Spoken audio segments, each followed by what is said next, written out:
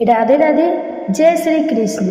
भक्तों, आज मैं आपको एक ऐसी गुप्त बात बताने जा रही हूँ जिसे सुनकर आपके रोंगटे खड़े हो जाएंगे, क्योंकि मंदिर में रखा हुआ सिर्फ एक लोटा जल आपकी किस्मत बना भी सकता है और मिटा भी सकता है। कई लोग अनजाने में ऐसी गलतियाँ कर बैठते हैं कि उनका घर, धन, बरकत सब धीरे धीरे खत्म होने लगता है और उन्हें पता भी नहीं चलता।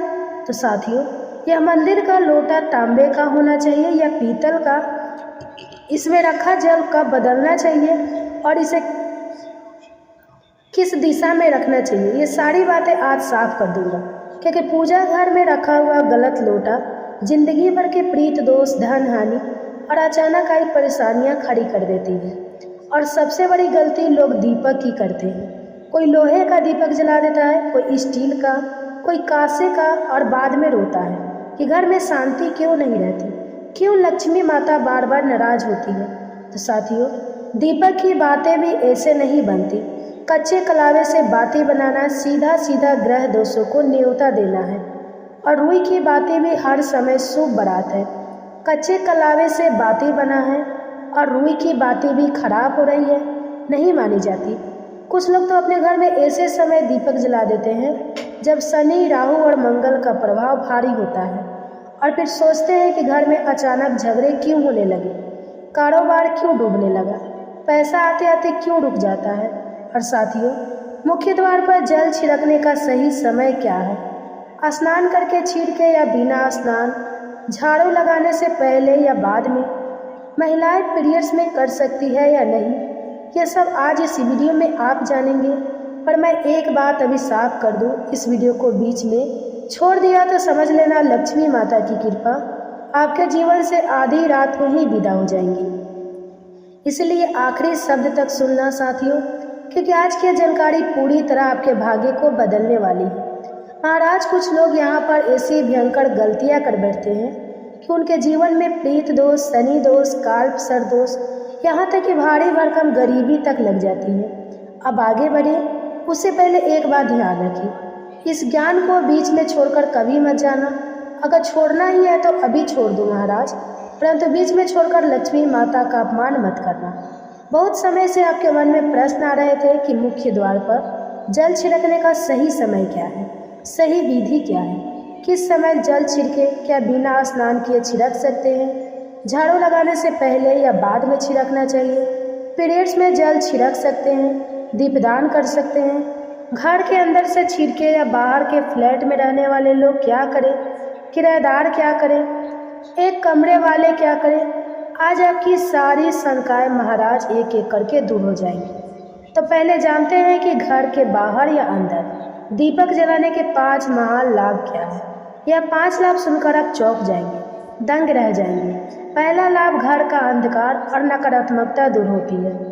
जब घर में दीपक जलता है वहाँ से अंधकार भागता है, नकारात्मक कोसों दूर चली जाती है और सकारात्मक ऊर्जा का वास हो जाता है। जहाँ प्रकाश है वहाँ परमात्मा का वास है, और जहाँ अंधकार है वहाँ परेशानियाँ, बुरी शक्ति और विघ्न बाधाएं प्रवेश करती है। तेल से जले दीपक का प्रभाव उसके बुझने के आधे घंटे तक रहता है और शुद्ध देसी घी का दीपक बुझने के 4 घंटे बाद तक वातावरण को पवित्र रखता है। दूसरा लाभ, वैज्ञानिक रूप से घर की शुद्धि होती है।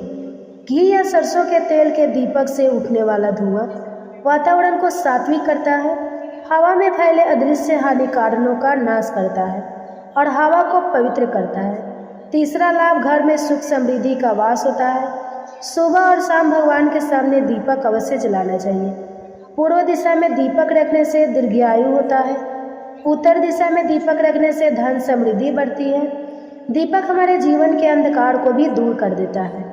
चौथा लाभ, बीमारियां दूर होती हैं। यदि आप दीपक में एक लौंग डालकर जलाते हैं तो चर्म रोग और कई प्रकार की बीमारियां अपने आप दूर होती चली जाती है। पांचवा लाभ, शुभ शक्तियाँ आकर्षित होती है। जिस घर में रोज दीपक जलता है महाराज, वहाँ कभी अंधकार नहीं ठहरता, वहाँ सदैव सुख, शांति, समृद्धि और शुभ शक्तियों का आगमन होता है। अब प्रश्न आता है, मुख्य द्वार पर जल छिड़कने का सही समय क्या है? सुनिए, जल का छिड़काव सूर्योदय से पहले होना चाहिए, रात को सोने से पहले रसोई में एक पात्र में जल भरकर रख दीजिए। तांबे का हो तो उत्तम, पीतल चलेगा, स्टील भी चलेगा। गंगा जल हो तो डाल दें, ना हो तो केवल शुद्ध जल भी पर्याप्त है। सुबह उठकर सबसे पहले हथेली का दर्शन कीजिए, फिर माता पृथ्वी को प्रणाम कीजिए, फिर दाहिना पैर भूमि पर रखें और फिर रसोई में जाकर जल उठाएं। इसके बाद मुख्य द्वार खोलकर जल छिड़क दें।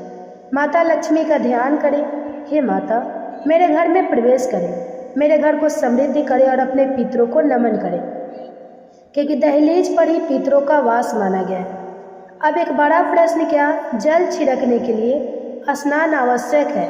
तो नहीं, यह उपाय स्नान से पहले ही किया जाता है। उठकर तुरंत करना है, बिना स्नान किए। झाड़ू लगाने का प्रश्न, तो झाड़ू के बाद नहीं, जल छिड़कने के बाद झाड़ू लगाते हैं। अब बात पीरियड्स में क्या किया जा सकता है? तो जल छिड़कना पीरियड्स में भी कर सकती है, परंतु दीपदान नहीं। दीपदान शुद्धि के बाद ही किया जाता है। फ्लैट में रहने वाले क्या करें, किराएदार क्या करें, एक कमरे वाले क्या करें? तो जहाँ आपकी नेम प्लेट है वहीं आपका मुख्य द्वार है, उसी पर जल छिड़केंगे, वहीं दीपदान करेंगे। अब मंदिर में रखे जल की बात। मंदिर में रखा जल बहुत पवित्र होता है। मंत्र, जप, भक्ति, प्रण, प्रार्थना, सबकी ऊर्जा उस जल में समाहित हो जाती है। इसलिए सुबह की पूजा में 1 लोटा जल अवश्य रखा जाता है। यह जल अगले दिन पूरे घर में छिड़के। रोगी को दवा इसी जल से दें। परिवार के सभी सदस्य थोड़ा थोड़ा पी सकते हैं।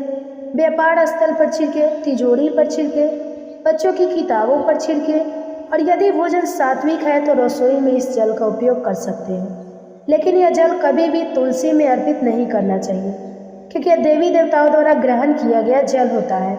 हाँ, लड्डू गोपाल या राधा कृष्ण को अर्पित जल अगले दिन तुलसी में चढ़ाया जा सकता है।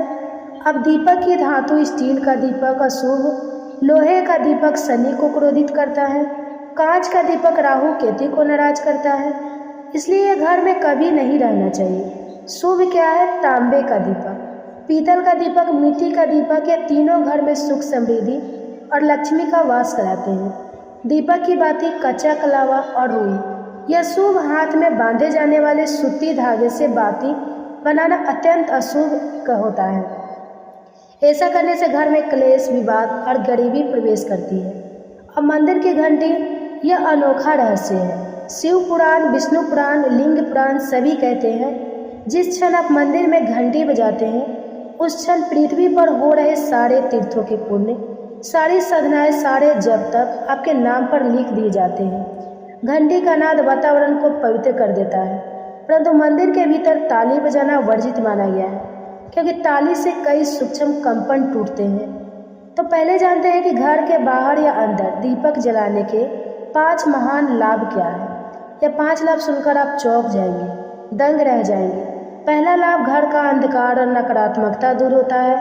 जब घर में दीपक जलता है वहाँ से अंधकार भागता है, नकारात्मक कोसों दूर जाती है और सकारात्मकता ऊर्जा का वास हो जाता है। जहाँ प्रकाश है वहाँ परमात्मा का वास है, और जहाँ अंधकार है वहाँ परेशानियाँ, बुरी शक्तियाँ और विघ्न बाधाएं प्रवेश करती है।